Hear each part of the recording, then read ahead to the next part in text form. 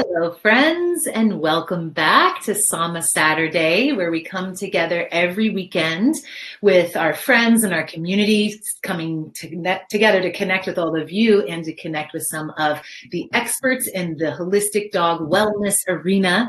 I love all of these beautiful people that I've come to know through this work, and many of them in the San Diego area, many of them beyond, and being able to have a platform to be able to bring their knowledge and wisdom straight into your house, into your day-to-day with the lifestyle of your dog. And that's, something that we can spend all day on Google searching things out, and yet sometimes it's very difficult to find what the truth is and what the good perspective is and what you can rely on. So I've really aimed to be able to filter out the very best practitioners and the best people and the most heart-centered practitioners in order to bring them forward to all of you. And with that said, Zoe is absolutely a perfect fit for that. What I love about Zoe's work, and she's here with us today, obviously, and we'll be sharing her wisdom. So she is an expert dog trainer. And what Sama Dog is all about, as I'm sure you probably know if you follow us, it's the body, mind, and spirit or soul approach to the life with our animals, with our dogs and cats, especially in our homes. And what I love with Zoe's work is she isn't just a dog trainer that did her training, early days and got her certification and then just has by the book followed that from that day on. Instead, she is very heart-centered and very much in her dharma, her deepest purpose, her reason for being on this earth. And with that brings such a heart-centered side, such a compassionate and loving and friendly and fun side to the training. And I know that so many of us enjoy interacting with our dogs, but yet have these challenged behaviors and don't know how to overcome it, sometimes challenged because we love them so much and we don't know how in that space of love to also give them the direction that they need in order to behave properly. And it becomes hard, it's confusing and it's challenging. You don't want to, take this hard, strong hand, but you do want to create a great life with your dog. And that is who Zoe is. That's her approach that she takes in the world and through all of the work that she does. So with that kind of long intro, but I just share it because I've really seen you, Zoe, over all these years embody that better than any other trainer I know. And so welcome to our show again. Thank you for sharing so much time with us, and thank you for being the voice you are in the world. Oh, thanks for having me. Well, you are so kind in that you really have shared a lot of time and a lot of perspective, a lot of support with Sama Dog community. So today, as we have been doing the last few times, we wanted to open up the lines for Q&A because, as mentioned, there's many things, many challenges that happen on your ends, and we want to be here to help you. So we're going to just kind of kick it off with a topic that I think a lot of us are challenged with. I know it comes to me a lot and comes up a lot in my home, but also in the people that I speak with. So we'll start off there with Zoe, if that's okay with you. And then we will kind of see what happens, and any questions that you all have, definitely put it in down below, add your comments, and we will get there, and we'll have a great session today. So first thing that I wanted to have you share with our audience, Zoe, is around triggers, fears, phobias. Many dogs, especially rescue dogs, will come to us, but many dogs will come into our lives and either already have or come to acquire a triggered phobia to something, sometimes something odd. It's visual or auditory. A couple examples, a dog that you and I well know, black bags was her thing. I've known a dog that anybody with a hat, any kind of baseball cap or even a hood, anything like that. I have a beautiful dog in my life, Graham, who is totally traumatized from somehow beeps, certain beeps like our oven or the microwave or even the new vacuum that we got. You don't even know until it reveals itself. So what do we do, Zoe? How do we handle these kinds of situations in our dogs? So I think the first step is having an understanding of the sounds so in my classes, we talk about we start talking about fears in the first group class that we teach, which starts at 8 or 9 weeks old. Mm-hmm. So I think first it's important to understand that you can start combating fears that early on. In fact, you can start, if you happen to be involved in the pup's life, from the moment they're born, then you can start then. But yeah, as early as possible to start dealing with their fears, the better. And there's lots of different kinds of fears. There's sound sensitivities. We talk about fear of sounds, fear of things, fear of different sights. And so, like, for example, if we take skateboard, which is a really common fear of dogs, dogs can be afraid of both the sound of the skateboard and the can be sort of triggered or afraid of the speed with which it kind of appears out of nowhere and then whoo, whooshes by. And so there's kind of it's the sight of the skateboard essentially, or the skateboarder, plus the sound that the skateboard makes. And so I would say the first step is understanding the sort of general list of the most common fears that dogs have. I'm not prepared to give you like a full list, but I'd like to list a few. And so skateboards is a huge one. Yeah. And then there's the fireworks and the thunder.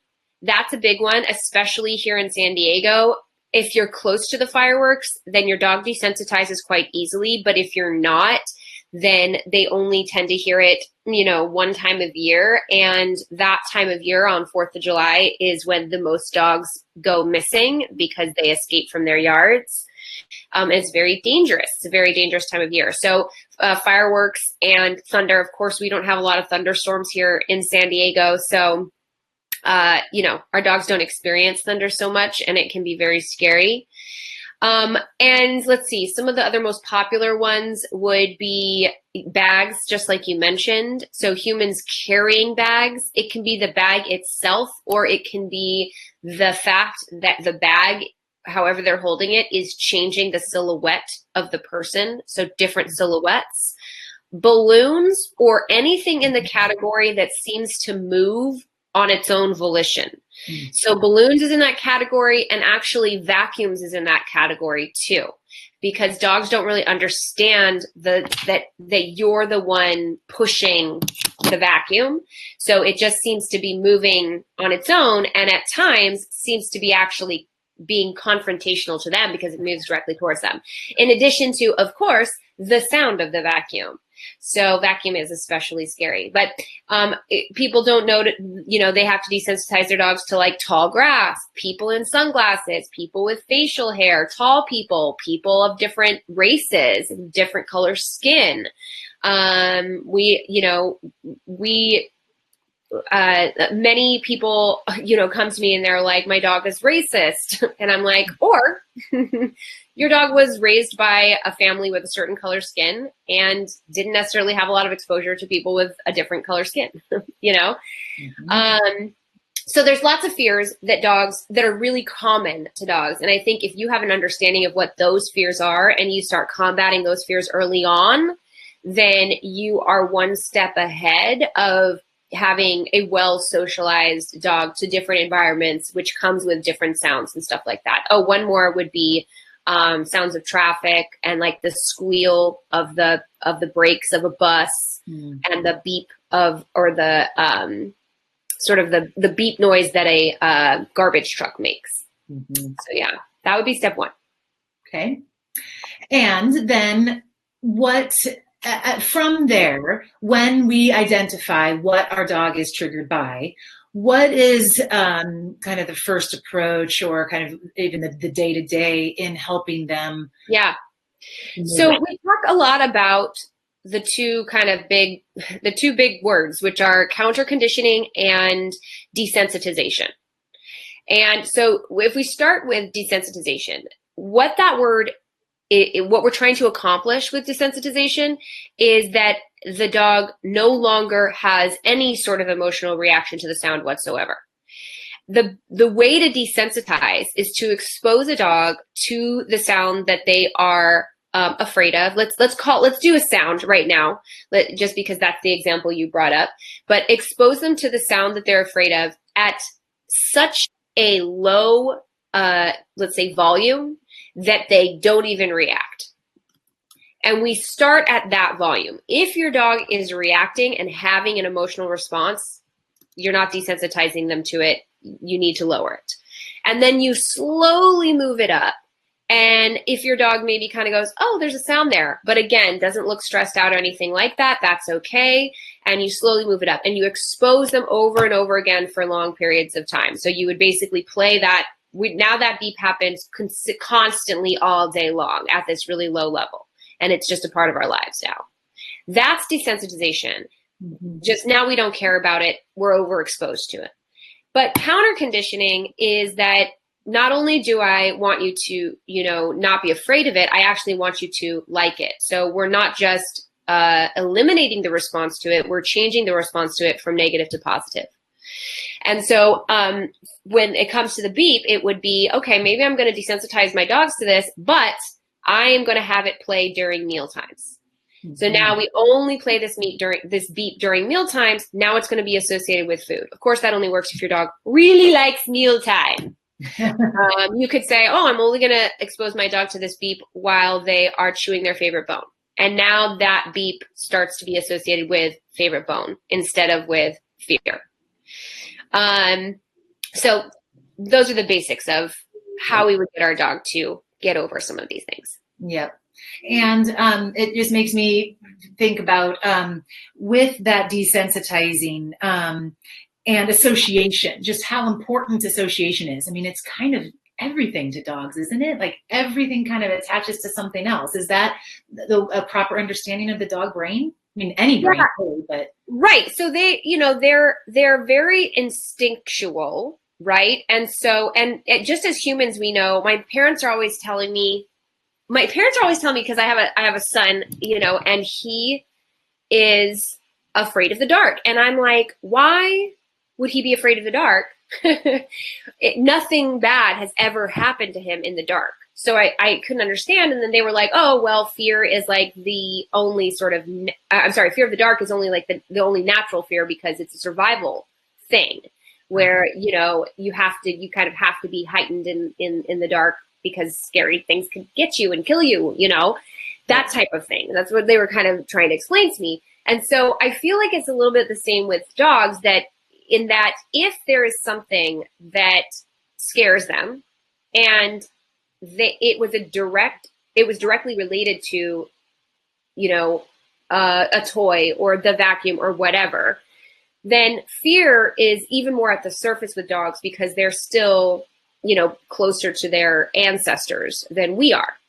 And so their response to protect themselves goes into play. And the only way they can protect themselves from things that are dangerous is to remember what things are dangerous. And so as soon as something triggers a fear response, they're going to remember, oh, that thing was the thing that was scary. But the thing to remember here is that it's not always associated with the thing itself. It could be associated with where they are. So let me give you a story.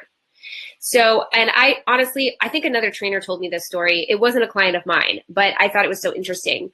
There was, and I actually can give you two, but there was a dog that was always getting sort of real fearful, borderline aggressive in random times and couldn't figure out why.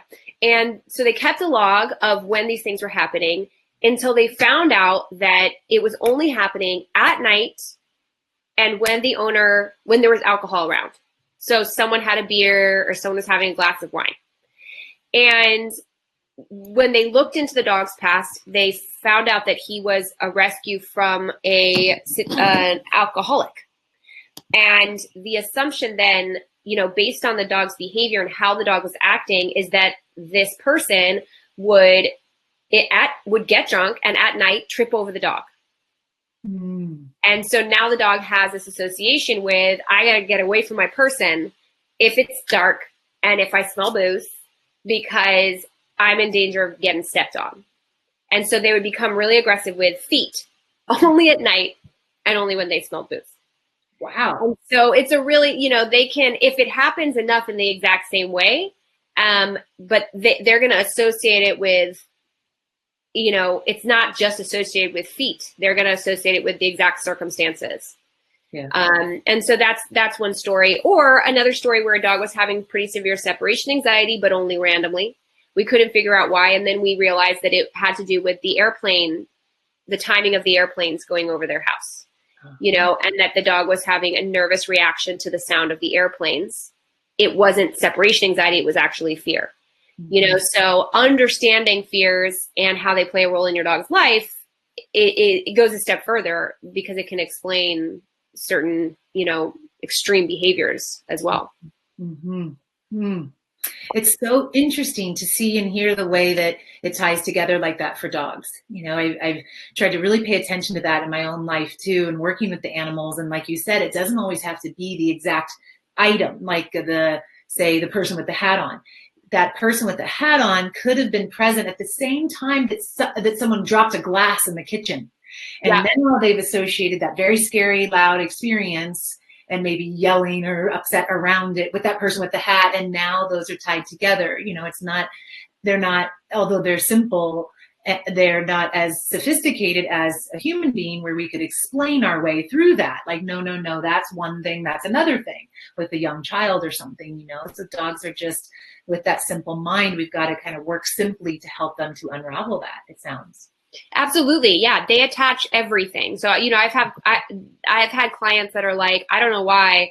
And this is actually a pretty easy example, but I don't know why my dog doesn't like my brother-in-law or whatever. Like, and then I'll be like, yeah, I don't know either. Let me see. And then I go over and the brother-in-law is very like, hi dog, I love you, and I'm like, oh, well, it's not your brother-in-law. It's the actions that your brother-in-law is doing. So if he stops doing those actions, they'll like him just fine. Yep. I feel like as I'm saying it, I'm just like, I just can hear myself with my husband, just like, if you just did the things that I wanted the way that I wanted them, then we wouldn't be having these discussions. Well, that's the beauty of being a dog trainer. You put things in order in your life where you get to put them in order. Yeah. Humans are much harder to train, especially husbands.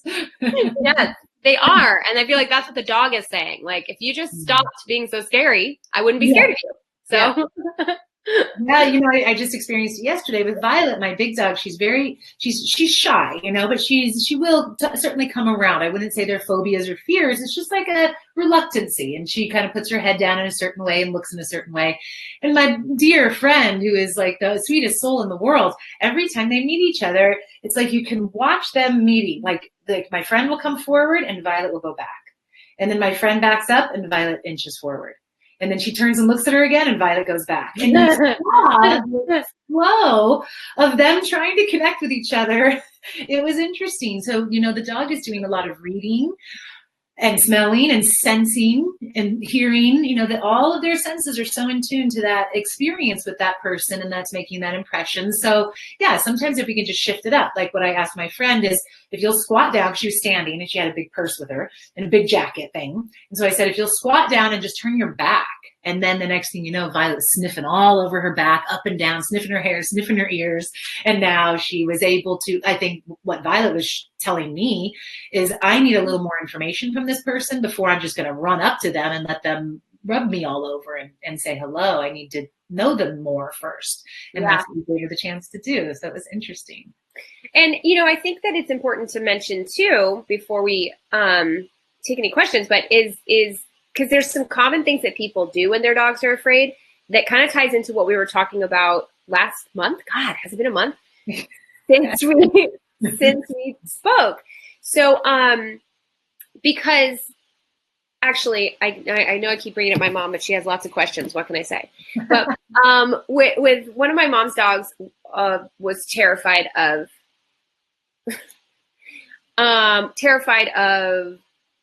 fireworks. And so she was asking me, what our instinct is to do is to go get our dog and smush them, right? And hold them. And her question was, what should I do? And I said, just ignore it. And she said, so don't cuddle her. And I'm like, well, that's not yes and no. So don't actively go sort of over the top with empathy. Oh my gosh, it's okay, you poor thing, right? Instead, it needs to be, it's okay, you're fine. You're fine. Remember we talked about the you're fine? And so if your dog comes, if they're scared of something and they're like, holy crap, and they like run up and they like cuddle in right next to you, I'm not saying push them off of you. Like, you're fine, get off of me. You can allow them to put themselves into a place of security, but then you don't want to feed into that. And so you'll go, okay, yeah, sure. If you want to be next to me, no problem. You're fine. Mm-hmm. You know? And so that's what I want. That distinction is what I want people to understand, is that it's not all or nothing. It's not don't love on your dog when they're scared. It's don't feed into their fear. Don't add to their fear by oversympathizing. Yes, because of course they're reading our energy too. If we're like, oh my gosh, I'm so sorry, this is terrible. Why do they have to do these fireworks? I hate this time of year. If we're sitting there thinking all of that, which of course is all logical thinking, but if we're feeding into that, now we're all anxious. They're anxious that we're anxious. They came to us as that grounding force, and now we're all upset too. So man, I really need to be upset is probably what they're thinking.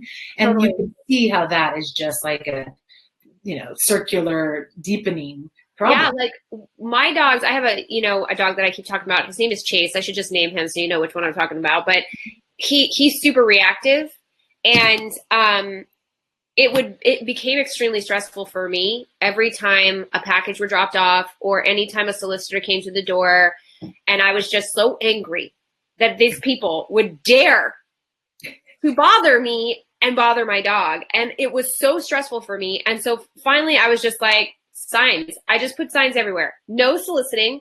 And I put, there's signs that you can get online, super cute wood signs if you want, that are like, don't knock on the door. My dog is reactive and it's going to wake the baby. Doesn't matter if you have a baby. Just say that, or there's signs that say, my dog is reactive. And if you knock on the door, it's really going to piss me off. Yeah. And it just stopped everything. Mm-hmm. And it decreased my stress so much. So now if there's a sound, I can deal with it calmly. And I can make it more predictable. And at least I know that I'm not feeding into the stress that he's already feeling for the sounds that make him nervous. It's great. It's so great. And it takes that simple, and that's why I love having these conversations, is it takes that simple reminder sometimes. We don't even realize the tendencies that we have until sometimes in a conversation like this, we'll get kind of that spark of inspiration or insight to look at it a little bit differently. Yeah. My friend the other day was telling me that her dog was terrified of the garbage truck, so every Thursday morning it was a whole ordeal. And so what she started doing was training with lots and lots of treats during that time when the garbage truck was out. And yes, she said at first the dog would be very confused, like distracted on what to do. Like, do I get trained or do I get scared? Do I get trained or do I get scared? And after a couple Thursdays, she's like, now she jumps up, knows exactly what's going to happen, goes to where the treats are, and wants this whole little training session because she hears the trucks outside. So again, it's that association that we're connecting what dogs naturally do to what we want and helping those two things to grow closer. Well, and let me tell you, you got to go to the forums, because as a mom of a toddler, I know that on YouTube there is an hour-long, I think it's an hour and a half long video of garbage trucks picking up garbage from the curb over and over and over and over and over.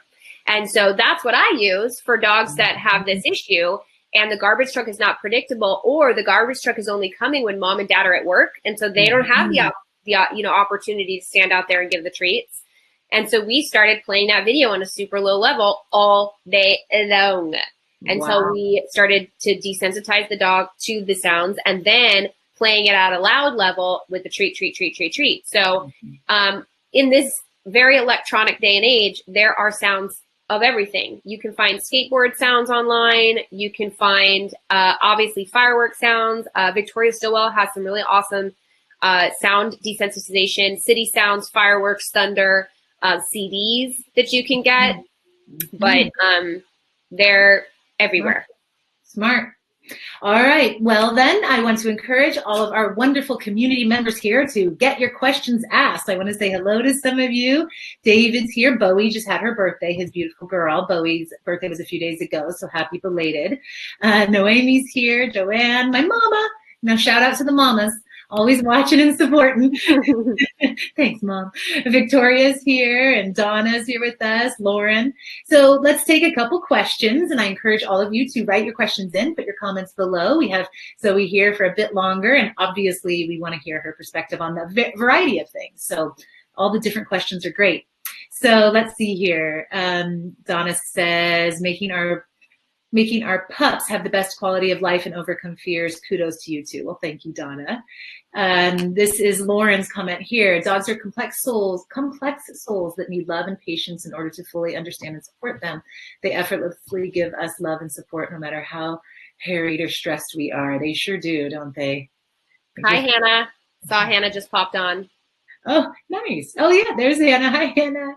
And then Donna says here, dog is love, a shameless plug for Clive. Where is it? Clive Wynne's new book. I didn't know of it, so I'll have to check that out. All of us. It's always good. It's not a shameless plug. This is dog loving. Oh, Donna. Hi, Donna. We want to share these things with each other. We'll all be getting that book today. So here we have, Hannah has a great question. One of my dogs has car anxiety and she shakes. Yeah. I think she's excited about where we're going. Yeah, what do you do? And how do you actually, that's a great question. How do you know if it's fear or like overwhelming energy inside of them? So the rest of their body should give you the keys to that question, whether it's anxiety or excitement. And so really, and oh my gosh, I'm trying, of course it's going to leave my brain on this lovely Saturday morning, but there are some amazing, gosh, I want to say her last name is Wong, but this artist that does these amazing little cartoons of dogs and dog emotions. And just to give you an idea of what it looks like when a dog is excited and what it looks like when a dog is stressed. But ear position and tail position, I would say, are the two go-tos if you're trying to decide. If a tail is tucked way under your dog, they're definitely not excited. If the tail is up and they're shaking like this, definitely more likely that they are excited in that situation. Same with ear position. If their ears are kind of back like this and they kind of have a little bit of a worried look on their face, more likely they are not feeling great. And then ears forward, probably more excitement. Also, if there's a lot of sort of drooly, the thing that this brings to mind is that, oh, see, I didn't even see that this was Hannah. So Hannah knows. Hannah knows if you think your dog's excited, your dog is excited. But I'm going to sidetrack to if your dog were having anxiety in the car, that a lot of dogs do get car sick. Mm-hmm. And so a few things can happen. First of all, if the first time your dog gets in a car, they are all over the place, they're not like secured down, that can be tough for them because they get a lot of anxiety about being just thrown around in the car. And if that was their first experience in a car, because a lot of our dogs are rescues, and their first experience in a car is like getting scooped and taken to the pound. Yeah. You know, and so we have to kind of recognize that they probably had some really weird experiences in the car before they ended up with you. If it's not a rescue, if you adopted them as a baby, as a puppy, or if you got them from the breeder, then still the first experience in the car could have been a scary one if we don't kind of go out of our way to set them up to be comfortable. So with small dogs, especially, I really like the car seats that are out there, and it does make you feel like a dog mom, but I think that they really help because first of all, it props your dog up and it allows them to see out, which I think it really helps to combat any car sickness. And also it secures them down and it gives them something soft to grip onto. Mm-hmm. So it makes them less likely to fly around in the car. So yeah, it's a safety thing too, but just as far as comfort, I think it really helps. Same with the bigger dogs, securing them in place and giving them something soft that they can grip onto instead of just tossing them in the back where they're flying around, I think helps a lot too. And if you find that your dog does have anxiety in the car and you want to start the desensitization process, the idea is trying to create a good association with the car when it's not moving first. And so my first tip is always to have people feed their dogs, start to feed their dogs meals in the car. Not when the car's moving, just wherever your car is. If it's out on the street or out in the parking lot, it's okay, it's dinner time. We go outside, we eat in the car, we come back. And keep doing that until you get to the point that your dog is like, oh, the car is, it's not always moving. So I don't have to have this automatic association with the car. If your dog thinks that every time they enter the car, it's going to be moving and it's going to be scary, then their anxiety is going to start from the moment they realize we're going in the car and not going on the walk. Yeah. And then just to kind of whoop to the other side of this, if your dog isn't anxious, isn't car sick, and they are excited, I would actually incorporate I would make the car another space to practice obedience. So we go in the car, maybe I sit, it depends on how advanced your dog is with obedience, but let's say your dog is moderately advanced. You sit in the driver's seat and you start doing obedience with your dog in your car like this. So you're not actually moving, but you're practicing your sit, your down, your stay, pretend to drive, stay, yes, treat, pretend to drive. So, and and some puppy push-ups, sit down, sit down, sit down. It's harder for you because you're not actually standing over your dog, and it really will shine a light on if your dog has truly generalized their obedience or not, or whether they're really addicted to the exact position of your body. But it can be really helpful. And then my last tip would be, especially if your dog is food motivated, obviously this helps, is getting one of Nina Ottison's puzzles, dog puzzles, and having that be the car toy to give them something to focus on instead of their destination or instead of the fact that the car is moving, depending on if they're anxious or excited. Mm-hmm. It's great. And I will look it up when we get off. I'll look up Nina Ottison. I'm not familiar. I just know those toys, or those puzzles rather. So I'll post the link so we have easy access to that. And another thing that I wanted to add, what you just said, is so oftentimes, especially with dogs that do have phobia, car sickness or phobias of the car, the only time they'll go in the car is to go to the vet or to go to the boarder. And of course, they already have the fear. If that is even reiterated time and time again, or even one time again, and that is the destination that they get to, no wonder. So make sure that we're putting them in the car and taking them to fun places. Make sure that we're putting them in the car and just taking them on errands with us, as long as they're not left in the car, but if you're just doing some running around, they can come with you, and they see that it can obviously be a good experience too. Well, and not only that, put them in the car and go to the vet more often. Because if you're only going to the vet for shots and a finger up the butt, then you are not doing your dog a service, right? Yeah. A good service there. So you should be going to the vet. In my opinion, you should be going to the vet every month if your dog is older and they're not going very often, or every week if your dog is going to the vet, like if your dog is young and they have to go to the vet like every 2 months or something like that for shots right now, then they should be going to the vet every 1 to 2 weeks just to go get treats and weigh themselves. Wow. That's a great idea. I was going to say even pulling into the parking lot is probably helpful because they smell it. As soon as you come around that corner, they know exactly where they are. Totally. And so even just going to the parking lot, sitting there for a moment and moving away, then if that's all you have time for, it's that help and desensitizing right there. Yeah. It's great. Very good. Okay, let's move on to another question. I encourage all of you to put your questions up. We have a little more time with Zoe, and this is our great opportunity to ask her these things that people obviously spend a lot of money in accessing this information in Zoe's mind. By the way, I just want to mention, and I'll put both of them below as I always do, Zoe has 2 training organizations in San Diego.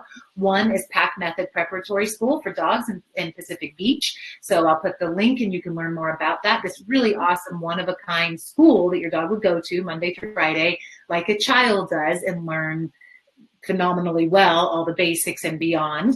It's a lot of fun to watch Zoe and her team on Instagram. So if you're looking for a good one to follow, Pack Method Prep, they put all kinds of great real life circumstances up there, and it's fun to get to know all the dogs and the trainers. I feel like I have an insight to your whole team, and only some of them have I ever met, but yet I know them. And then her other organization is Zoe's Dog Training. So she has a fleet of wonderful trainers and herself that will go out to homes around San Diego, do like private one-to-one training. So I'll make sure that we list both of those below so you know how to access her when the time comes. So let's, David, I wanted to ask you before we pull your question up. David says, could you discuss fear stages?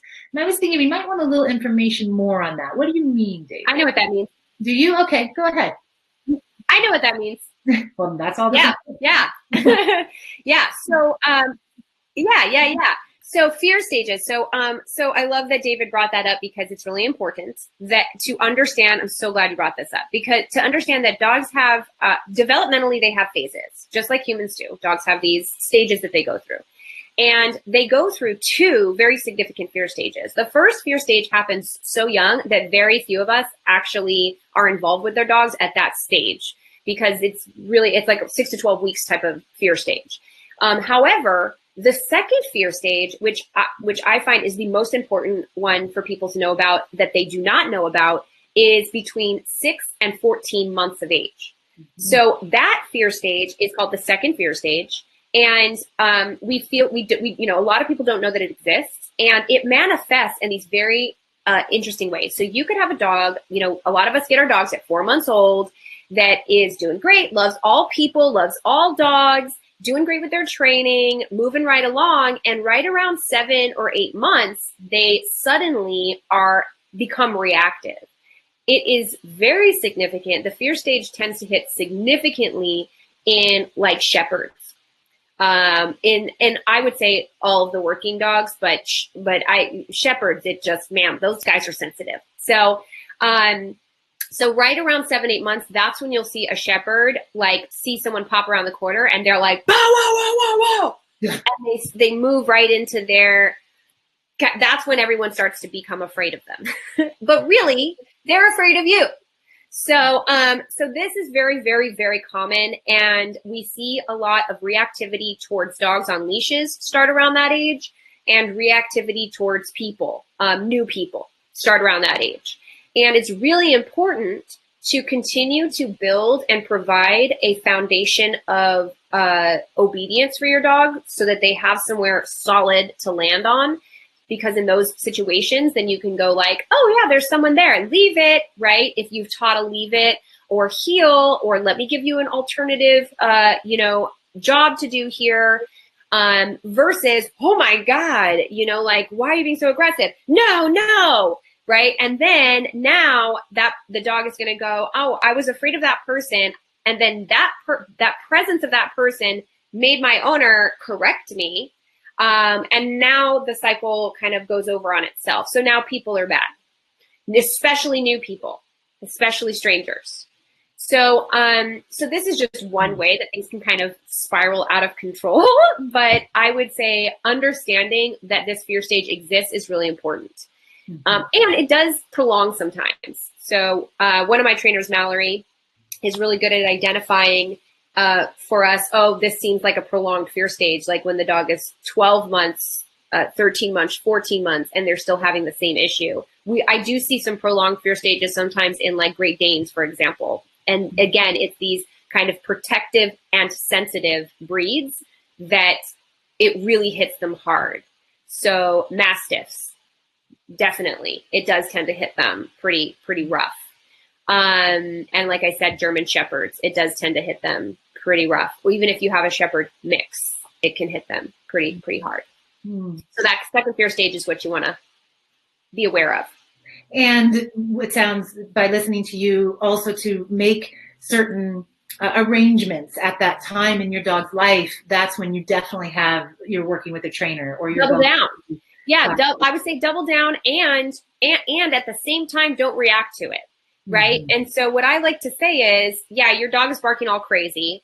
Don't, and I'm not saying never, but I'm saying hesitate before you go straight to the correction to fix that problem. Mm-hmm. And start by being more proactive on the other side of it. So if I'm walking a 7-month-old German Shepherd and a new person walks around the corner and they're like, bah! They're scary, and then I'm going to go like, oh, is there a person there? Cool. And I'm going to walk straight up to that person and shake their hand and being like, I'm not afraid of this person. I like when people pop out of nowhere. It makes me happy. Because also these breeds, in order for them to be good at their job of being protective, they have to be sensitive to changes in their environment, which means they're more prone to being reactive to those changes. But they also have to be sensitive to you and your emotional state. And they tend to be more kind of, this is my person type of dogs. Really loyal to the family. And so they're going to take a cue from you, right? And if you're like, stay away from my dog is aggressive, then they're going to be like, stay away from my owner doesn't want you near us. But if you're like, oh, cool, a new person popped out, let's go say hi, then, then they're going to be more likely to want to follow your lead. This all being said, I am talking about like the early onset of the fear stage. Your dog is not actually aggressive. If your dog is actually aggressive and follows through on any sort of like bites or anything like that, clearly you don't want to, close the gap between you and a trigger. But if we're talking about the early stages, your dog has never shown aggression before and they're just starting to show some fear, a really good way to help them through it is for you to show a little bit more confidence. Yep, because they're feeding off of it. And that will pave the path to eradicating that behavior in the future versus even leaving some uncertainty until they get a little older. And maybe then there is a situation that startles them. And, those are where those fears can inset. Right. And that it also means, you not only want to, you want to instill confidence in them. And so you want to lead by example, but that's also why it's so important for those breeds, especially to lay this foundation of control and to really be clear about the expectations you have. You don't have to worry about that person coming around the corner because your only job right now is to be in a heel. But if you're really loose about your expectations, then it makes the ground that they're standing on a little bit shaky. And if you've ever seen a dog, if you're following Pack Method Prep, you've seen our trainer Mallory do some fitness games and you've seen a dog trying to balance on an uneven surface and they're like, and that's emotionally how the dog is going to feel if you are wishy-washy with the boundaries that you're setting. Mm-hmm. So much of their behavior has to do with our behavior.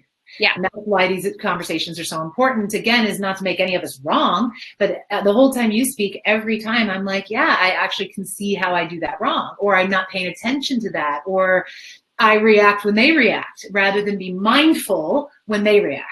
Yeah. And we can pull, the more intellectual being here can pull the duo, pull the team into a different mindset where if the other end of the partnership isn't mindful, isn't paying attention, is just kind of reacting also, then here we go. Now everybody is worse for it, when we can be that stable foundation for them. Yeah. It's really important. So good. One more question. This last question we'll take for this time came up, and I am curious to know the answer because I've boarded a few dogs here that have this situation. Coco, my 11-year-old Bichon Poodle, loses her mind when a fly is in the house. She shakes and hides and is petrified. Other than catching the fly, how do I help her? Oh my gosh. Yes, this is such a hard one. Shout out to Zeus, the Ridgeback. Uh-huh. I have a client who is, petrified of flies. So I completely understand. Okay, if you're a true dog lover, then you can laugh at something. It is hilarious. It is hilarious. It's sad and we're going to fix it. Also hilarious. Okay. So that is a difficult one, but it's much like the skateboards in that you're dealing with a sound that suddenly appears and disappears. So there's, and here's the thing. I'm going to use this as an example because I can see his, and so I don't know if your dog has the same reaction, but part of the reason that dogs can be afraid of flies is that they land on their butt, and then the dog goes to, stop them or see what touched them, and there's nothing there. And the only thing that was there was this buzzing sound. Mm-hmm. And so it's kind of like a ghost touching you on the shoulder, and then you're like, who's there? And all you hear is like, ooh, So it can be really scary. So the fly thing is really difficult. And here's what I would recommend. And but I want to bring up one more thing, is that some dogs are afraid of flies because it's a bee that they're actually afraid of, and they sound the same. And so if your dog was ever stung by a bee and that sound immediately preceded the sting, then it could be that they're really afraid of bees, but now they're afraid of both because they're just afraid of the buzzing sound. So what I would recommend are two things, depending on kind of what your dog is really sensitive to, and you should be able to find out, is first desensitize them to that buzzing sound. And you can find a variety of buzzing sounds, I'm sure, on online. I haven't actually looked at that sound in particular, but I swear to God, there's a sound bite for everything. And if you have to purchase the exact sound bite you need, I mean, you know, this is how people make movies. So it's available out there, I promise. And so you would do your desensitization and or counter conditioning and start playing those buzzing sounds more often. And you may need to do something like play it on your phone so that you can move it around the dog while they're eating or something like that. But again, you're not trying to get a fear response from your dog. You're trying to set it at a volume and do it at a level that they are comfortable with and slowly make it more and more like a fly. You might also want to start working on touching your dog lightly and giving a treat in random parts of their body. So like just touching their ear. And then, oh, it's me. Here's a treat. You know, just touching their booty. Oh, it's me. Here's a treat. And so I'm not sure what in each case your dog is going to be more sensitive to, but I would work those two areas separately and then start putting them together. Buzz, buzz, touched you with my phone. Oh, here's a treat. And I would start with that. And if it was a bee thing, the more exposure they have in a positive way, the better. They'll stop associating. A bee sting can really ruin whatever was happening around you. I took my dog on a walk around Lake Murray, and he like stepped on a fire ant, and he's really dramatic, so he screamed. And we like can't go back there because now all he thinks about is fire ants every time he's there. And by we can't go back there, I mean I haven't put in the desensitization work to get us back there yet. Yeah, but it is possible, so that's good to know. Yeah, that's good to know, and it's just, I mean, the sound is a great idea, and even when you sound and then do that little touch, like you know, re-simulate it again and again. It might sound a little kooky, but it will work, especially for a dog that is that terrified of it. Yeah, and when you're ready to try the big, you know, practice, stables are a really good place, or stables are a really good place to find flies. And some like outdoor restaurants. I mean, like I'm sure that the restaurants aren't super happy that there's a bunch of flies out there, but some outdoor restaurants are good places to find flies because, you know, there's food on the ground, you know. And so then you can take your dog to those places, but make sure that you are there and you're present and you're only there to train your dog. And, you know, I want to bring up there's just so many ways to fix these issues, to deal with these issues, but I want to bring up one more thing. Goodness, there's more ways, you know. Yeah, just in case, you know, and I'm not giving like all the solutions here, obviously, but I think there are these things called mutt muffs, which are, you know, earplugs for dogs, right? And one of the important things when you're dealing with desensitizing your dog to fears is that you control their exposure to those triggers as much as possible. So let's say you have a dog that can't stay home because they have separation anxiety, and so they have to come to the stables with you when you go ride your horse. I don't know, could happen, right? And their main trigger is not the landing of the flies, but the sound of the flies. Muffs all the way. Highly recommend, right? Just eliminate the sound as a trigger for them. And instead, just work every day that you can at home, desensitizing to wearing the mutt muffs, which if you start from the second you get them, it can be very easy. And some of these smaller dogs, like Bichons, are already used to wearing like T-shirts and costumes. And so it might not be too much of a stretch to get some mutt muffs on them. Oh, that's great. I've not heard of them. Well, I've seen them. I saw them on a dog the other day when we were out at a festival. And I thought that is a really smart idea because my little Benny, he had a trigger when he was very young of kind of that associated situation that wasn't directly it. He heard a baby stroller, and at the same time, the person who was holding him at the time dropped him by accident. And the baby stroller was going by. So ever since then, he is so scared of baby strollers. And it's not even the sight of them, it's the sound of their squeaky little wheels. So it's even like even at the grocery market, and sometimes the squeaky wheels, but it's a squeaky wheel specifically. So when we were at this festival that I wished I had been able to take Benny to, and I saw a dog with those muffs, I was thinking, I bet you that would work for him. Yeah. Good idea. So yeah, getting it at home and getting them used to it. Well, Zoe, as always, you have shown so much light into the areas of confusion in our lives with our dogs. Like I keep saying, just thinking of it in a different perspective, or having like the counter, kind of the dog side of it to bring to us is so helpful, because, we don't know, we're not dogs. And even those that love dogs and want to understand them better, we need someone like you to be that translator. So yeah, Rena says, thank you. I didn't think of the bee correlation, and we'll look up the muffs. Never seen these. It's great. I'll post that below as well. I like to do that. I see Victoria asked about vacuums. Do you want me to tackle that real quick for you? Sure. Yeah. Because that one is sort of a quick one. And so I think you want to separate the sound of the vacuum from the movement of the vacuum. So when you're desensitizing your dog to vacuums, first, for 2 separate desensitization sessions, one for the sound, one for the movement.